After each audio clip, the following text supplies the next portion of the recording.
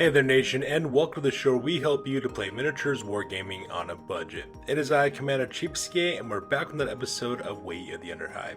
This series is dedicated to helping brand new players to Necromunda build their starting rosters and learn more about the game mechanics of their favorite gangs. And on today's episode we will be discussing Wyrd Powers introduced by the various editions of Necromunda. We'll discuss each Wyrd Power in detail, give our thoughts of the abilities, and explain how it can be used to help you to achieve victory in your next battle report. So these next few series of videos, we're going to get kind of weird. We're going to be talking about Psykers and their roles in Necromunda. We'll also give you a little bit of a briefing of what the Psyker rules detail in this game setting. We'll also talk about, in quite a bit, all the Wyrd powers that are available in Necromunda as well. We'll talk about each one of those individual abilities and how best to use those in your campaigns and as well as your games on the tabletop. We'll also provide our conclusive thoughts on what we think about this Wyrd power set. And because this video will be a little bit more of a deeper dive, I will put timestamps in the description box down below so that we can click and navigate to the part of the video that interests you the most. So that being said, let's talk about Wyrd powers.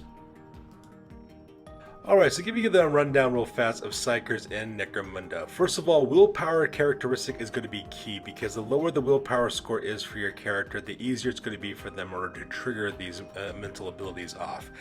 Think of it, you can basically take 2d6 and you got to either match or beat the willpower score for your character. Now, about a 7+ willpower is going to basically give you a 50-50 odds of whether you can get your Wyrd powers off or not.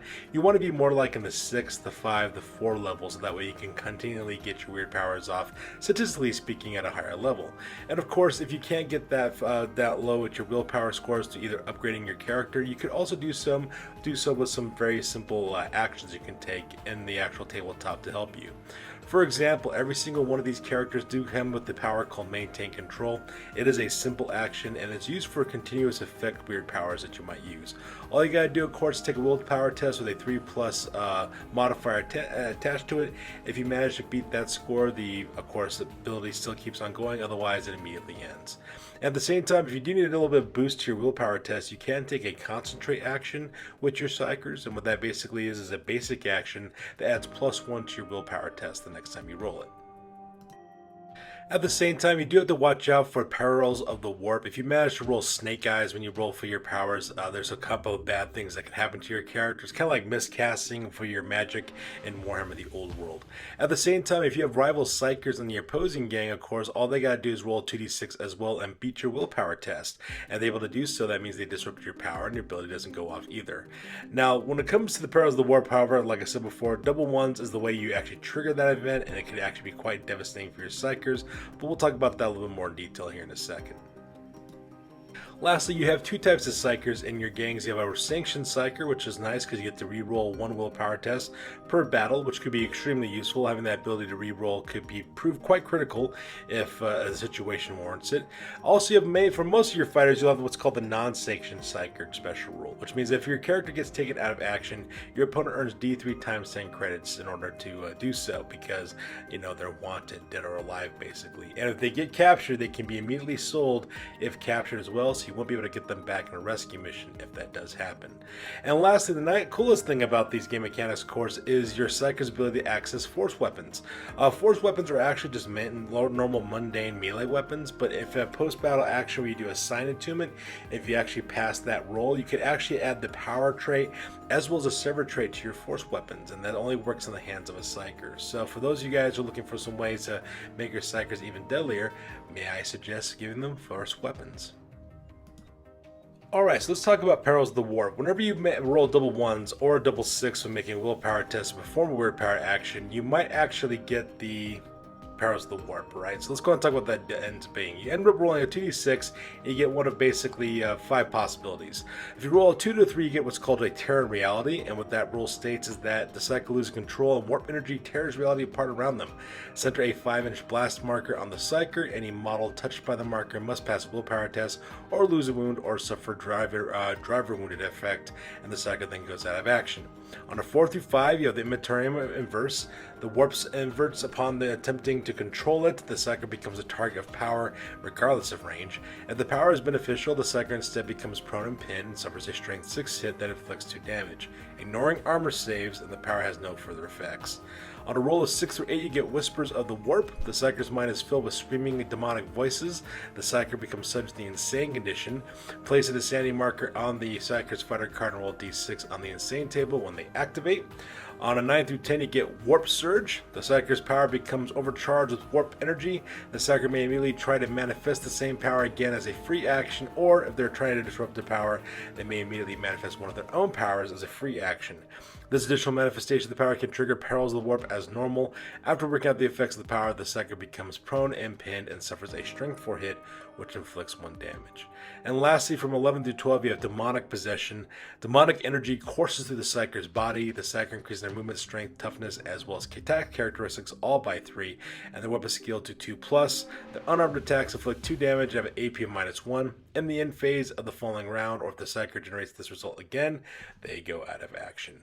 So as you can see, some pretty crazy things can happen with Perils of the Warp as well. It triggers either on a double 1 or a double 6 when you actually try to do willpower tests before Wyrd Power, or when attempting to disrupt the Wyrd Power. So psychic abilities are quite nice, but player beware, there are some consequences if you mess up.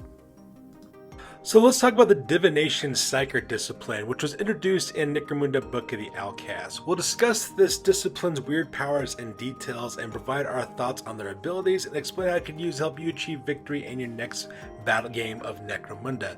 Now, in my opinion, I feel that the Divination Discipline is an often overlooked psychic ability. If you look at a lot of the forums that people put together for their gangs and discussions and comments, Divination is really not brought up all that often for the Divination Discipline, which is kind of a shame because it's actually a very powerful ability, and hopefully by the end of this video I can show you why Divination might be the discipline for you depending on the playstyle that you prefer. Now, if you decide to specialize specifically in the Divination Discipline, you gain what's called the Diviner special ability, and the rules read: if a Wyrd only selects powers from the Divination Discipline, they gain the Future Sight special rule. Once per battle, this fighter may use this ability to re-roll any dice roll made during their activation. This ability may be used to re-roll any number of dice and may even be used on a roll made by an enemy fighter. Now, in my opinion, this is just a good general purpose ability. You never know when you will need to re-roll the dice in a critical situation in the game, and having this ability will really come in handy, whether it's a roll that you make for any number of reasons or something that your opponent makes. For example, if you run into a situation where your opponent might actually kill, like roll a d6, roll a 66 on killing like maybe your leader, for example, you can make them re-roll that ability and actually potentially save your gang leader. And that's just one situation you could use it for. It could be used for any number of critical situations, and having that in your back pocket to use at the moment that you need it the most, an absolutely powerful ability. Alright, let's talk about the very first power, which is called Precognition, and it is a special ability. It says the Wyrd peers into the future to see what fate has in store for them. If this fighter is part of a gang during the determined scenario step of the pre-battle sequence, their gang may choose the scenario rather than rolling randomly. If the scenario has an attacker and a defender, the gang this fighter belongs to is automatically the attacker. If both gangs have a Wyrd with this power, they have no effect and they cancel each other out. So once again, in any campaign, being able to choose a scenario is vitally important. Picking battles that give you the best edge over your opponents is vitally important to your gang, because there's a lot of scenarios that actually put you at a disadvantage, and if you can switch that up and change the scenario to something that will help you to achieve victory and do it for free, I mean, by all means, Precognition will definitely give you that edge you'll need to dominate your opponents as well. I cannot begin to describe how this power can help tip the scales into your favor. For example, let's pretend you roll up a situation where you rolled ambush, for example, and you're supposed to be the defenders, which means that you're completely surrounded by enemies in that scenario. You can say, nope, not doing that.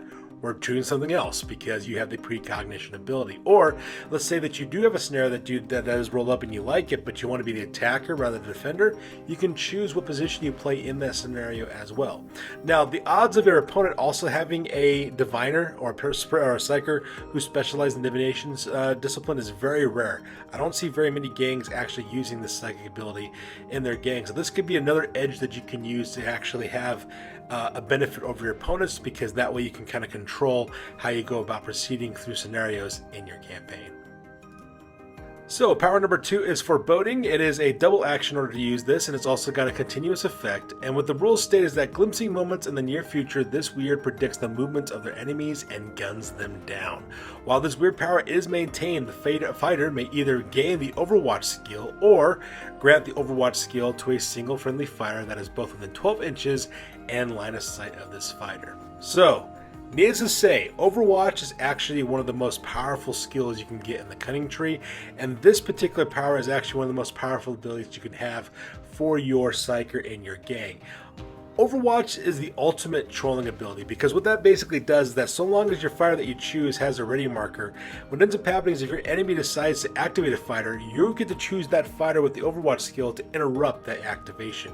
So for example, let's pretend that your opponent's planning on using a really powerful close combat fighter to charge into one of your more vulnerable fighters, and you have a fighter within your gang that has Overwatch. They can immediately interrupt that action and open fire with a very powerful weapon. And if they pin that person or put a serious injury on that person, they lose their activation. So it's the ultimate trolling ability. Pairing this ability with a blast weapon like a grenade launcher is a very, very powerful ability to have for your gang. I cannot begin to describe to you like how deadly Overwatch can possibly be, especially if you put on something like a plasma gun or maybe say like a heavy stubber, for example. These are really, really great. Now, the only downside of having Overwatch, of course, is that once you use that skill, you do lose activation for the fighter that used the Overwatch ability. So you do have to keep that in mind. But having the ability to give this to other fighters specifically within 12 inches, incredibly powerful. You could have a situation to where you have like a fighter with a plasma gun or a flamer taking point, and they're kind of deployed ahead of yourself, and the enemy's about to attack that guy. You can interrupt that activation by having your Psyker use his ability to make that guy use Overwatch, set the other guy on fire. Absolutely fantastic. Like I said, this is a very overlooked discipline, and they got some really powerful abilities. So use that to your advantage and really stick it to your enemies. So power number 3 is Misfortune. Is a basic action to cast this ability. It says, picking the perfect moment to act, the Wyrd exploits their enemy's slightest misfortune. At any point prior to the end phase of this round, this fighter may force one enemy fighter that is currently both within 12 inches and line of sight of this fighter to re-roll a single dice roll. Now, what that basically means is that this could be any dice roll, okay? It could be inflicting wounds on your fighters. It could be rolling for a serious injury on the injury dice, whatever the case may be. It could be an armor save. It could be a shooting attack. It could be any number of things. It's a good general purpose ability, meaning there's always a situation where you could definitely use this power to help yourself out. You never really know when you will need to re-roll the dice in a critical situation, and when you pair this with something like, for example, with your ability, which is Future Sight, it kind of gives you two options to actually do that in a single battle, right? So multiple times to make your enemies re-roll a die would be really, really important to do so. Now, it's only one die, so I need to stress that it's a single die roll, so it's not for multiple dice, but most characters only have one attack anyways, so this could really come in handy, especially if something really bad happens to your gang, or if you need to clutch something to achieve victory in a future game. Power number 4 is Forewarning. It is a basic action to cast this ability, and the rules read, a feeling overcomes the Wyrd, warning them of the slightest danger to their life. Until the end phase of this round, the first time this fighter is hit by an attack, roll a d6. On a 2+, the hit is ignored. So, once again, another powerful ability. It's another powerful general purpose ability because it's practically a 2+ ward save. Alright, from an incoming attack. No matter what the attack is, you have a 2-up ward save to prevent from being hit, for example. And that's the reason why this thing is actually really good, and why I think this is actually a good power to actually have, because you can use it to defend your Psyker specifically. Now, if you really wanted to, hopefully, I can see why Games Workshop did this.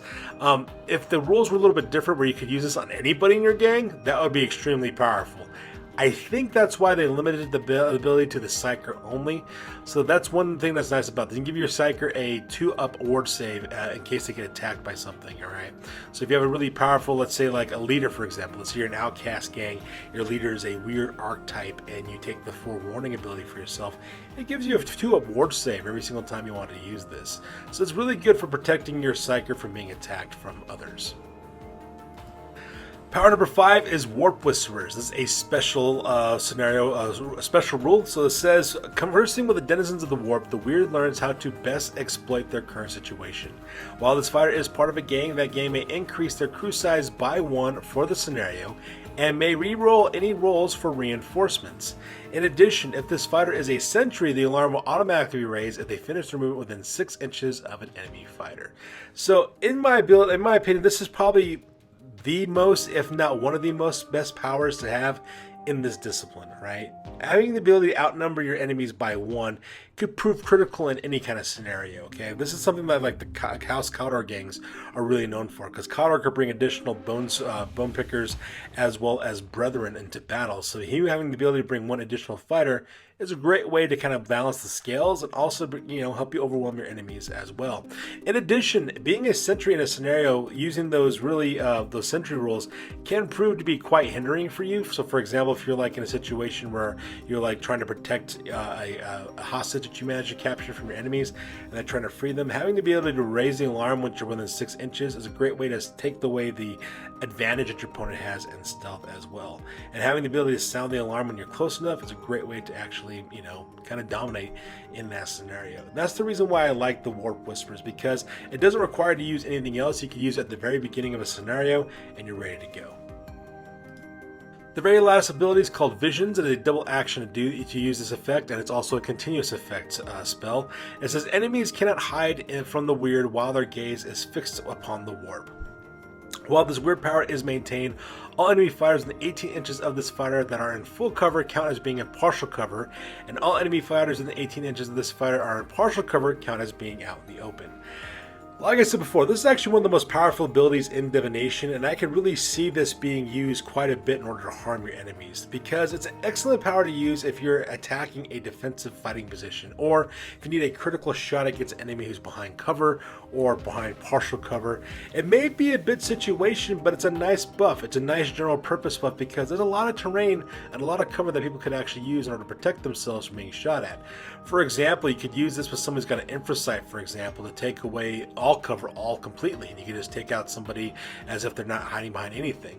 So having this vision ability to buff the shooting abilities for your fighters, a really powerful ability, and I cannot stress enough how beneficial this could be for your gang.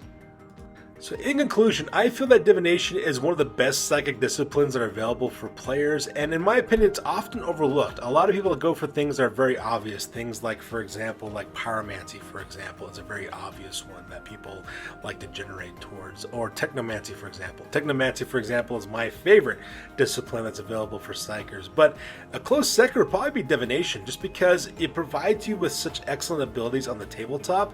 It gives you the ability to do all sorts of rerolls for dice rolls, and anybody who's ever had a really bad situation where their dice rolls have just been horrible, this discipline might be for you. And plus, the ability to mess with scenario rules and field extra fighters cannot be stressed how powerful that really is. Not to mention, you also have excellent defensive and offensive buffs for your gang as well that you could use to either enhance your ability to take out your opponents or to protect your own fighters from your opponents as well. And like I said, a lot of people kind of overlooked Divination in my opinion because it's not as obvious the way that they can do things, but if you really spend some time using Divination, it can give you the edge you need to dominate your opponents. And the fact that it's not used very much could actually be to your benefit, because your opponents will not, know what's going to come hitting them, and they're not going to be able to know how to react to that. So it's a great way to get a really good edge right off the bat. Now, if I was to rank these abilities, and I'm only doing this because I have to, but if I was to rank these abilities, I would say that Warp Whispers is actually the very best ability. Having that ability to increase your gang by 1, also to use for sentry duty as well, makes it just a phenomenal ability to have. Precognition would probably be a close second, followed by Forewarning, Foreboding, Misfortune, and Visions. I would only put Visions in the bottom just because it is kind of situational and because I have to rank them, but to be perfectly honest, any one of these abilities is a great way for you to dominate on the tabletop, and just to choose the powers that actually just fits your overall play style the most. I mean, in my opinion, the Diviner special ability Future Sight is just worth it alone to take this discipline, not to mention all the other really powerful abilities that you have with this second discipline as well. So that's good for you guys. That's our take on the Divination discipline. As always, please feel free to like, comment, and or subscribe. Your guys' input is valuable to us as always. Also check us out on Facebook, Instagram, as well as blogger.com for all the latest greatest hobby news related to this channel. That's good for you guys. I'll catch you guys next one. Peace out and stay classy.